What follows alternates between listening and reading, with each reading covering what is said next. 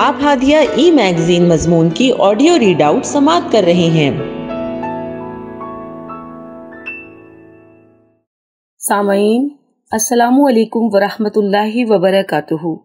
میں رافعہ فرحت ہادیہ کے شمارہ دسمبر 2023 کے مضمون کی آڈیو پروگرام میں آپ کا استقبال کرتی ہوں۔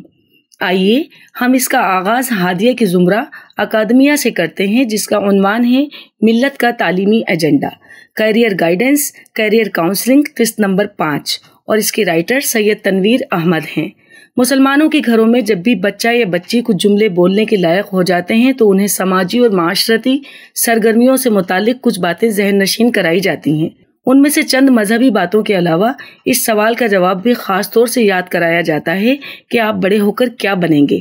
ظاہر ہے بچہ تو ابھی اتنا باشعور نہیں ہوتا ہے کہ اپنے مستقبل کی منصوبہ بندی کے لیے کوئی سوچا سمجھا جواب دے سکے، لیکن والدین اس کے ذہن کو ناپختہ عمر سے ہی ڈاکٹر یا انجینئر بننے کا جواب یاد کروا کے ایک نہایت محدود دائرے میں محصور کر دیتے ہیں۔ اس کی وجہ یہ ہے کہ ہندوستانی مسلمانوں کی اکثریت تعلیم کو بچوں کا ڈاکٹر یا انجینئر بننا اور ان کے بہتر مستقبل کو انہی دو پیشوں کے دائرے میں سمٹا ہوا دیکھتی ہے۔ بہت کم ایسے والدین ہیں جو تعلیم کے میدان میں مستقبل کی منصوبے کو بہت واضح طور پر مضبوط بنیادوں پر طے کرتے ہیں۔ اکثر والدین اور طلبہ تعلیم کے میدان میں موجود مواقع سے ناواقف ہیں۔ نہ تو والدین بچے کی ذہنی صلاحیتوں کا مطالعہ کرتے ہیں اور نہ ہی بچہ اپنا تجزیہ کرتا ہے کہ وہ تعلیم کے کس میدان میں بہتر کارکردگی کا مظاہرہ کر سکتا ہے۔ وہ ڈاکٹر یا انجینئر کے خول سے باہر نکل کر تعلیم کے وسیع مواقع کی طرف توجہ نہیں دیتے، جبکہ وہ نہیں جانتے ہیں کہ اللہ تعالیٰ نے ان کے بچے کے اندر کس علم کے حصول کی صلاحیت و ودیت کی ہے اور معاشی حصول کے لیے کس ذریعے کو ان کا مقدر بنایا ہے۔ وہ ڈاکٹری یا انجینئرنگ میں ہی بچے کا مستقبل تلاش کر رہے ہوتے ہیں، جبکہ ممکن ہے کہ اللہ نے اس کی فطرت میں کسی اور میدان میں کمالات دکھانے اور بلندی کو چھونے کا ہنر رکھا ہو۔ لہٰذا مستقبل کی منصوبہ بندی کرتے وقت بچے کی ذہنی صلاحیت اور اس کی استعداد و رجحان کا تجزیہ کرنا لازمی ہے۔ آج بے شمار ایسے طلبہ ہیں جو دیگر میدانوں میں اپنی خداداد قدرتی صلاحیتوں کا جوہر دکھا کر کسی ڈاکٹر یا انجینئر سے زیادہ بہتر زندگی گزار رہے ہیں، کیونکہ انہوں نے وہ میدان چنا ہے جو ان کی خداداد صلاحیتوں کے عین مطابق ہے۔ کیریئر کاؤنسلنگ میں یعنی مختلف کورسز کا تعارف، ان سے حاصل ہونے والے فوائد سے والدین اور طلبہ کا واقف ہونا ضروری ہے۔ طلبہ کا ایک بڑا طبقہ میڈیکل انجینئرنگ اور اب UPSC سے امتحانات کو ہی تعلیم کا حاصل سمجھتا ہے اور اسی کو ہدف بنائے ہوئے اپنا تعلیمی سفر جاری رکھتا ہے۔ اس سلسلے میں اجتماعی و انفرادی طور پر مندرجہ ذیل کام کرنے کی ضرورت ہے۔ وہ تعلیمی ادارے جہاں ملت کے طلبہ زیر تعلیم ہیں، کیریئر کاؤنسلنگ کے پروگرام منعقد کیے جائیں۔ کیریئر کاؤنسلنگ کے پروگرام کا آغاز مختلف مضامین اور کورسز کے تعارف سے کیا جا سکتا ہے۔ یہ پروگرام بالخصوص ہائی اسکول کے طلبہ کے لیے منعقد کیے جائیں۔ تعارف کے بعد طلبہ کا نفسیاتی سائیکومیٹرک ٹیسٹ لیا جائے۔ یہ ٹیسٹ طلبہ کے تعلیمی رجحان، دلچسپیوں، فطری لگاؤ اور ذہنی رجحان کو جانچنے میں مدد دیتا ہے۔ اس ٹیسٹ کے بعد ماہرین طالب علم کی سماجی، معاشی کیفیات اور دیگر عناصر کا جائزہ لے کر اس سے گفتگو کے بعد کورسز کے بارے میں مشورہ دیتے ہیں۔ کسی ایک کورس کے بجائے طالب علم کے سامنے 2-3 کورسز کا تعارف پیش کیا جائے۔ طالب علم کو اختیار ہوتا ہے کہ وہ ان میں سے کسی ایک کورس کا انتخاب کرے۔ کیریئر کاؤنسلنگ میں مصروف ماہرین کو ہمیں اس بات کی بھی تربیت دینی ہے کہ وہ طلبہ کو کورس تجویز کرتے ہوئے اس بات کا خیال رکھیں کہ طلبہ تعلیم کے طویل المیعاد اخروی کامیابی اور قلیل المیعاد دنیاوی فوز و فلاح مقاصد کو حاصل کر سکیں۔ طویل المیعاد مقصد کے حصول کے تحت اس بات کا بھی خیال رکھا جائے کہ طلبہ ملک عزیز میں دین کے قیام، دعوت دین اور ملت کو درپیش چیلنجز کا مقابلہ کرنے کے لیے معاون کورسز اور تعلیمی میدانوں کا انتخاب کریں۔ یہ رہنمائی دینی مدارس کے طلبہ اور عصری علوم حاصل کر رہے ہیں طلبہ کے لیے ضروری ہے۔ ملت کے زیر انتظام چلنے والے اسکولز اور سینٹرز میں کیریئر کاؤنسلرز کا انتظام کیا جائے۔ بڑے ادارے کیریئر کاؤنسلرز کو اپنے اسکولز میں باضابطہ اور مستقل طور پر رکھ سکتے ہیں یا پھر کنسلٹنٹ کی حیثیت سے متعین ایام میں ان کی خدمات حاصل کی جا سکتی ہیں۔ کیریئر کاؤنسلنگ کے لیے درکار امتحانات کی فیس اگر طلبہ ادا کر سکتے ہیں تو ان سے لی جائے، ورنہ اسے ادارہ برداشت کرے۔ بسا اوقات فیس کے متحمل نہ ہونے کے سبب طلبہ کاؤنسلنگ میں شمولیت سے گریز کرتے ہیں۔ کریئر کاؤنسلنگ یا مختلف کورسز کے بارے میں شعور کی بیداری کے لیے جمعے کے خطبات، نماز جمعہ کے بعد یا دیگر متعین ایام میں خصوصی لیکچرز کا اہتمام کیا جا سکتا ہے۔ کریئر کاؤنسلنگ میں جو کاؤنسلرز ہوں گے انہیں اس بات کا بھی شعور ہونا چاہیے کہ کون سے پروفیشن مردوں کے لیے اور کون سی خواتین کے لیے موزوں ہیں۔ ان کاؤنسلرز کو اس بات کا بھی علم ہونا چاہیے کہ موجودہ زمانے میں ملت کے افراد میں فرض منصبی کی ادائیگی کی استعداد پیدا کرنے کے لیے کیا کورسز اور کیا مضامین پڑھائے جائیں۔ دینی مدارس میں زیر تعلیم طلبہ میں بھی کیریئر کاؤنسلنگ کے پروگرام ضروری ہیں۔ چند ماہ قبل راقم نے کیریئر کاؤنسلنگ کا ایک پروگرام جامعۃ الفلاح اعظم گڑھ میں منعقد کیا تھا۔ اس پروگرام میں طلبہ کی شرکت اور ان کی اس پروگرام میں دلچسپی غیر معمولی اور حوصلہ بخش تھی۔ دینی مدارس کے طلبہ کو بھی کاؤنسلنگ کی ضرورت ہے اور انہیں بھی مشورے درکار ہیں کہ موجودہ دور میں علماء کو کس طرح درپیش چیلنجز کا مقابلہ کرنا ہے اور وہ کس طرح عصری علوم حاصل کر کے اپنے فرض منصبی کی ادائیگی کر سکتے ہیں۔ یہاں ہم اس بات کو بھی واضح کرنا چاہتے ہیں کہ چند بڑے دینی مدارس کے اسناد کو بعض یونیورسٹیز اپنے یہاں داخلے کے لیے قبول کرتی ہیں، بیشتر مدارس کے طلبہ کو یہ مراعات اور اعزاز حاصل نہیں ہے۔